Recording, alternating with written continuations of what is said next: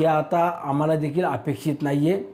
परंतु काँग्रेस पक्षाच्या नेत्यांना मुंबई पुणे हायवेवरून जायचं असेल तर मावळातले माझे मावळे, माझी जनता, दादांवरती प्रेम करणारे सर्व कार्यकर्ते या काँग्रेसच्या नेत्यांच्या गाड्या आणि तोंड फोडल्याशिवाय राहणार नाही, एवढंच मी निमित्तानं तुम्हाला सांगतो.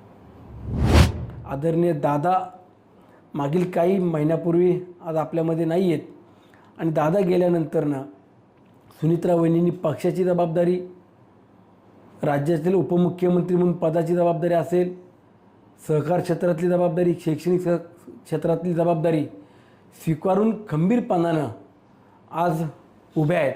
आणि अशा व्यक्तिमत्वावरती आपण जाणीवपूर्वक गलिच्छ असे वक्तव्य करणं हे काँग्रेस पक्षाला किंवा इतर कोणाला शोभनीय नाही आहे.